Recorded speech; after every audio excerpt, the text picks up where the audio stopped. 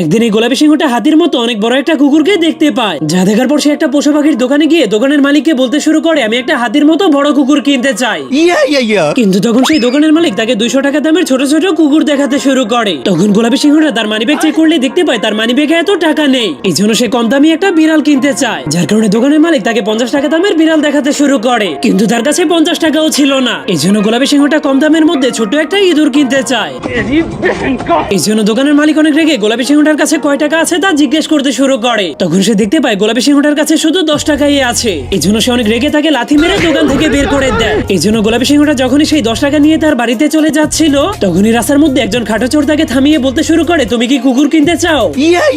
এরপর গোলাপী সিংহটা চোরকে সেই 10 টাকা দিয়ে দিলে চোর তাকে একটা বাক্স দিয়ে সেখান থেকে পালাতে শুরু করে দেয়। তখন গোলাপী সিংহটা বাক্সটাকে চেক করার পর যখনই সেটাকে খুলে দেয়, তখনই সেটার ভিতর থেকে একটা পাথর বের হয়ে তার পায়ের উপরে পড়লে তার পায়ের